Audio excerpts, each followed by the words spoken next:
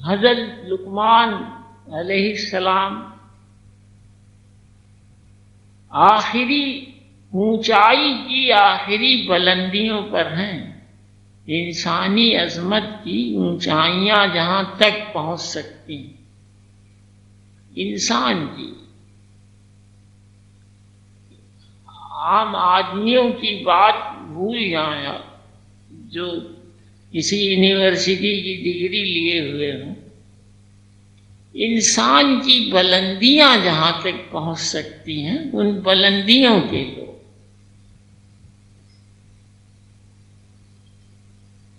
کوئی بادشاہ بہت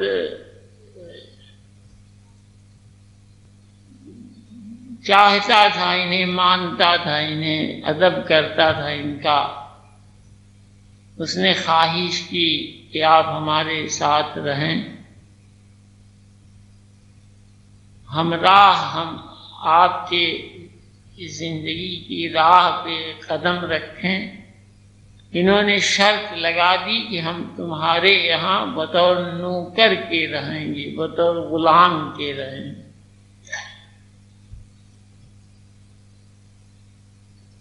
اور تمہارا کل ویوہار ہم سے اسی طرح کا ہوگا.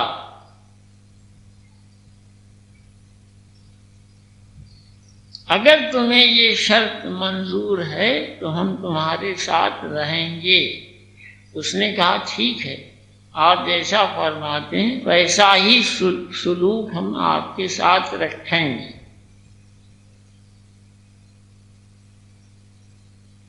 ذرا بھی یہ نہیں چاہتے کہ انہیں کوئی بہتر سمجھے، انہیں اچھا سمجھے.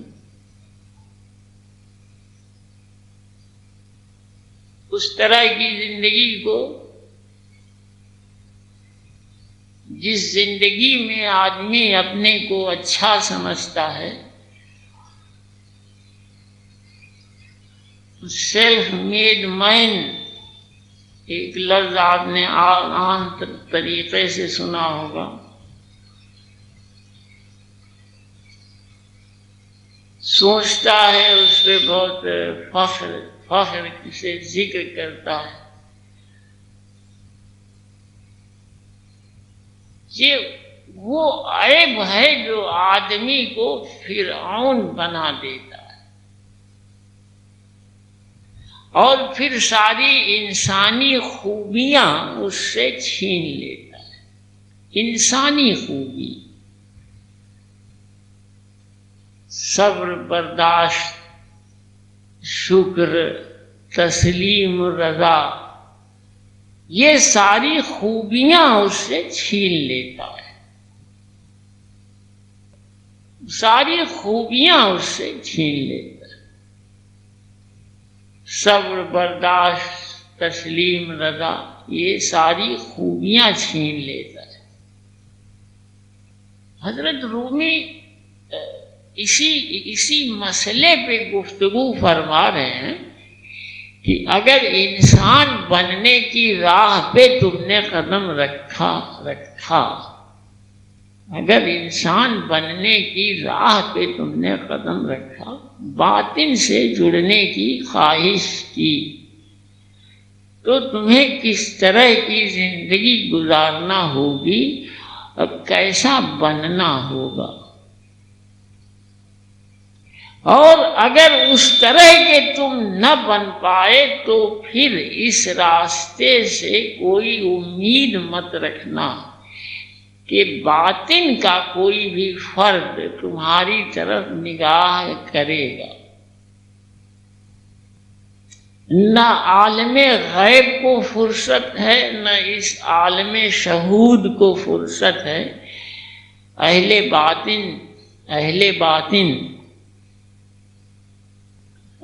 باطن کے گروہ کو جو اس شہود میں موجود ہیں، نہ انہیں فرصت ہے کہ تمہاری طرح کی جنس کی طرف دیکھیں.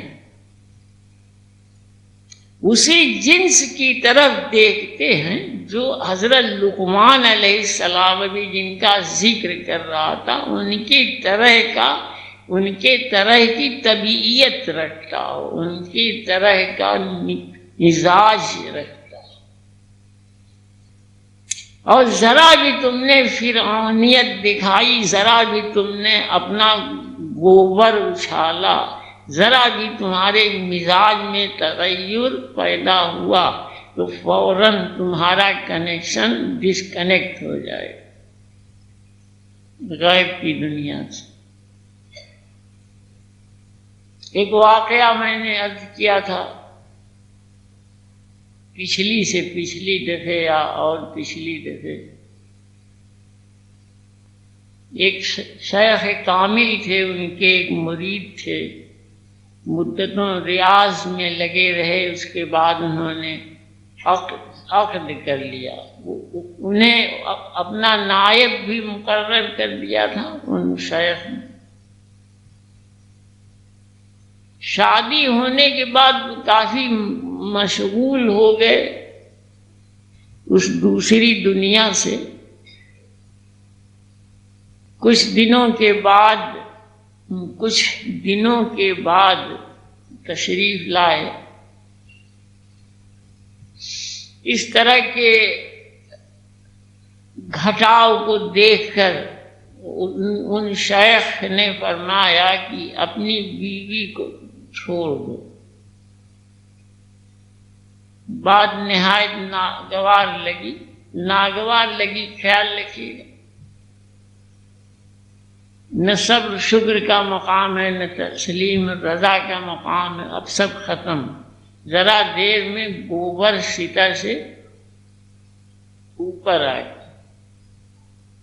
ایسی بات کیوں آ گئی زبان پر ان کے؟ ایٹھن پہ ایٹھن، نہایت ناگواری، اور اس ناگواری کے ساتھ وہاں سے اٹھے نہایت بددل ہو کر۔ اب یہ بھول گئے کہ یہ شیخ کامل ہیں یا پیر مرشد ہیں یا رہبر طریقت ہیں یا رہبر باطن ہیں یا یہ واقعی کچھ ہیں، یہ سب ذہن سے خط فرعونیت اتنی حاوی،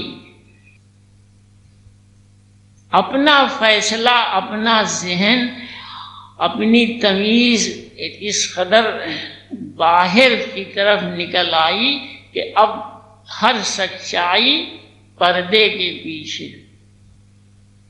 ایک جھٹکے میں، ایک ذرا سی بات ہے جو برداشت نہ ہو پائی، لوٹ گئے نہایت بددل ہو کر، بہت دنوں تک نہیں آئے، آسمانی عذاب مخاطب ہو گیا، دن بدن گھٹاؤ لگنے لگے، یہ چھنا وہ گھٹا، وہ گیا یہ گیا، طرح طرح کی مصیبتیں آئیں۔ جب زندگی سے ہر طرح پریشان ہو لیے، ہر طرح سے ڈپریشن، آج کل ایک لفظ خاص ہے، اس کا خیال رکھیے گا، ڈپریشن۔ پہلے سننے میں آئے گا آپ کو ٹینشن، اس کے بعد پھر سننے میں آئے گا ڈپریشن۔ وجہ یہی ہے، جس بنیاد پہ حضرت رومی گفتگو فرما رہے ہیں، وجہ یہی ہے، اپنے کو اچھا سمجھ لیں، بہتر سمجھ لیں، اپنی ایک رائے رکھنا، اپنے کو ایک فیصلہ کرنے والا تسلیم کر لینا، اپنے کو سیلف میڈ مین مان لینا، یہ وہ گھیرا ہے جس کے گرد اس طرح کا آدمی گھومتا ہے اور پھر اپنے ہاتھوں سے اپنی طرح طرح کی تباہیاں کھلواتا ہے۔ تو جب کافی پریشان ہو لیے، کافی کچھ جھیل چکے، تو پھر ان شیخ کامل کے بارگاہ میں حاضر ہوئے۔ نور باطن سے ان شیخ کو معلوم تھا کہ یہ یہاں سے دل خراب کر کے اٹھا، یہ شخص یہاں سے دل خراب کر کے اٹھا تھا۔ بہت دیر بیٹھے رہے، بہت دیر بیٹھے رہے، مخاطب ہوئے، اور پوچھا کہ کہاں سے بھول گئے ادھر آنا، بہت زمانے کے بعد آئے، اپنا حال بتانے لگے اور تمام غلطیاں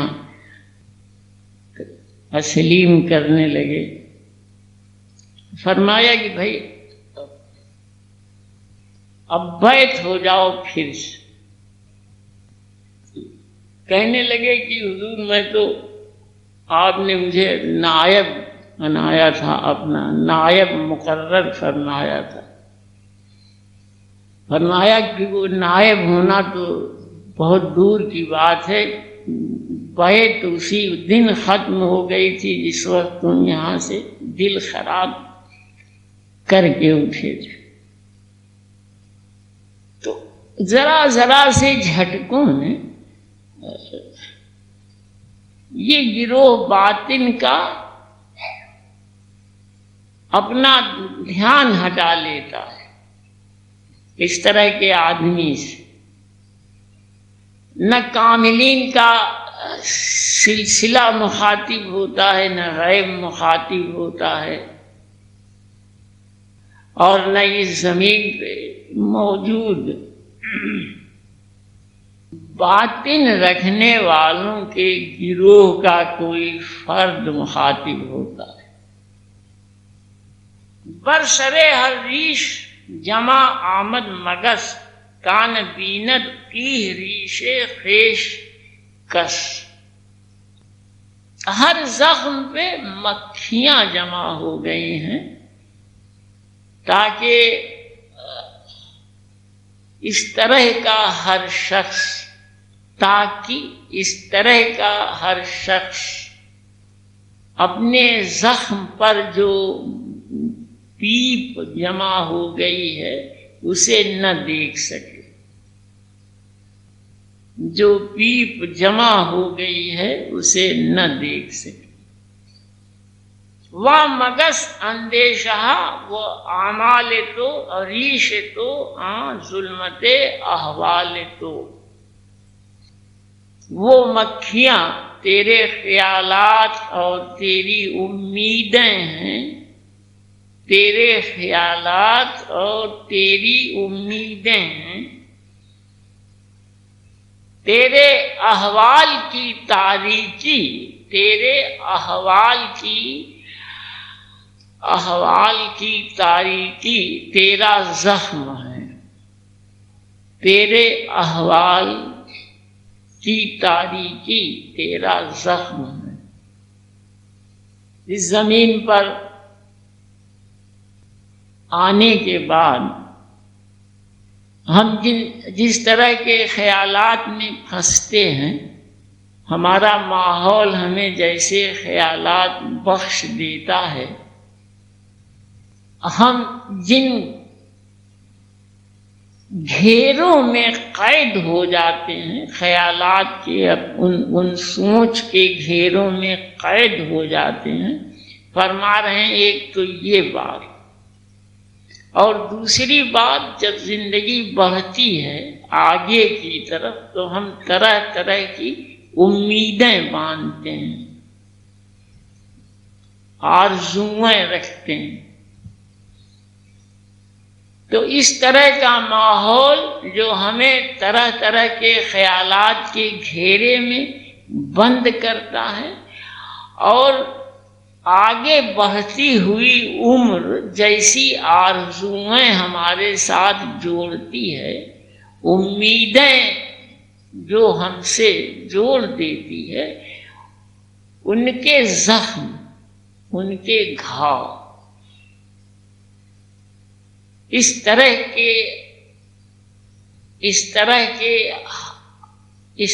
کے احوال پیدا کرتے ہیں، اس طرح کے احوال پیدا کرتے ہیں کہ زخم گہرا ہوا، پھر اور گہرا ہو گیا، پھر اور گہرا ہو گیا، گہرا ہو گیا اور گہرا ہو گیا اور گہرا ہو گیا، اور ہم اس زخم کو دیکھ نہیں پاتے اس وجہ سے کہ اس طرح کی مکھیاں، اس طرح کے خیالات کی مکھیاں اور اس طرح کے امیدوں کی مکھیاں اس زخم سے لپٹی رہتی، تو ہم یہ جان ہی نہیں پاتے کہ یہ ماحول کی دی ہوئی سڑن جو ہمارے خیالات کے ساتھ جڑی ہوئی ہے، اور ہماری ایسی امیدیں جو کسی حالت میں پوری نہ ہو پائیں گی، کس طرح کا گھاؤ ہمارے اس آدمی کے وجود میں پیدا کر رہی ہیں، آدمی کے وجود میں پیدا کر رہے ہیں، اس آدمی کے وجود میں پیدا کر رہے ہیں۔ وہ آدمی جو غیب سے قطعی منقطع ہے، ٹوٹا ہوا ہے، اس پیدائش کے بعد اس انتظام سے چھوٹ چکا ہے، ٹوٹ چکا ہے، جو اور دوسری ہر مخلوق کے لیے موجود ہے اس زمین پر۔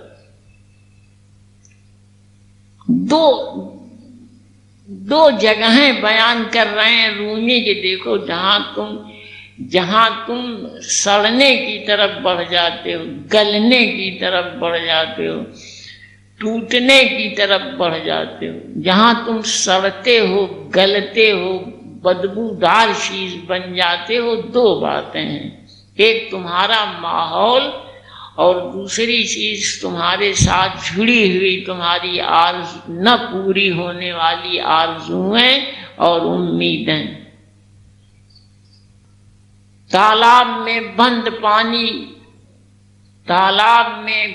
پانی سڑتا ہے، تالاب میں بند پانی سڑتا ہے، دریا کا بہتا ہوا پانی ہر طرح کی گندگی سے پاک رہتا ہے۔ ایک کے ساتھ جسم جڑا ہے، دوسرے کے ساتھ روح کی زندگی جڑی ہے، روح کی زندگی آزاد ہے۔ قید مذہب سبب سلب تجرد تعدید، حضرت شاہ نیاز بے نیاز ہیں، فارسی میں فرما رہے ہیں، قید مذہب سبب سلب تجرد تعدید، مذہب کی قید کو، اسی سے پیدا ہونے والے طرح طرح کے خیالات، اسی قید سے پیدا ہونے والے طرح طرح کے خیالات، قید مذہب سبب سلب تجرد تعدید۔ ہم کو ایک اکائی بننے میں جب محسوس ہوا، ایک اکائی احدیت کا مقام، ایٹم، سمٹ کے ایک مرکز پہ مرکوز ہو جانا، ایک نقطے پہ جمع ہونا، مقام تجرید، قل هو اللہ احد، احدیت کا مقام، ایٹم ہو جانا، یہ ایسا کڑ بن جانا جس کے حصے نہ ہو سکے۔ ہم نے دیکھا کہ یہ رکاوٹ ہے قید مذہب اس مقام تجرید تک پہنچنے میں۔ اس کے لیے آزادی کی ضرورت ہے، دریا بن جانے کی ضرورت ہے، بہتا ہوا پانی بن جانے کی ضرورت ہے۔ تو دل بے قید زہر گبر و مسلمان برگشت، تو ہمارا بے قید دل ہر آگ پوجنے والے اور مسلمان سے پھر گیا، مخالف ہو گیا۔ میر کے دین و مذہب کو اب کیا پوچھو ہو، ان نے تو قشقہ کھینچا، دیر میں بیٹھا کب کا ترک اسلام کیا۔ میر کے دین و مذہب کو اب کیا پوچھو ہو، ان نے تو قشقا کھینچا، عشق کا قشقا، قشقا کھینچا، دیر میں بیٹھا، بت پرستی شروع کر دی، سرمد دردیں عجب شکستیں کر دی، سرمد دردیں عجب شکستیں کر دی، ایما بفدائے چشم مستے کر دی، عمرے کی بآیات و احادیث گزشت، رفتی و نثار بت پرستے کر دی، قشقا کھینچا، دیر میں بیٹھا، کب کا ترک اسلام کیا، قید مذہب سبب سلب تجرد تادید، دلے بے قید زہر گبر و مسلمان برگشت۔ حضرت رومی فرما رہے ہیں کہ دیکھو یہ تمہارے ساتھ جڑا ہوا یہ ملبہ جو تم کو اس زمین پہ آنے کے بعد ملتا ہے، تمہارے ساتھ جڑتا ہے، دو باتوں سے جڑتا ہے، دو باتوں سے جڑتا ہے۔ پہلی بات وہ ہے جو تمہارے اپنے سماجی گھیرے میں خیالات کے طور پہ آتے ہیں، تم ان سے بندھ گئے، تم نے اپنے کو ان سے باندھ لیا، وہ گھیرا تمہیں جکڑتا رہا، تمہارے اندر گھستا رہا، تم قید سے در قید اور در قید میں پہنچتے رہے، اور اس کے ساتھ ایک دوسری مصیبت اور ہے تمہارے اندر موجود کہ تم نے طرح طرح کی امیدیں باندھ لی، آرزویں پیدا کر لی، جن کے بارے میں تمہیں کچھ پتہ نہیں، قطعی نہیں جانتے ہو کہ ان میں کون پوری ہوگی کون پوری نہیں ہوگی، اس آرزو کا کیا انجام ہو جائے گا، اس امید کا کیا انجام ہو جائے گا، تم قطعی ناواقف۔ تمہارے باطن سے دوری نے، تمہارے باطن سے دوری کے سبب نے تم کو اس لائق ہی نہیں رہنے دیا کہ تم اپنے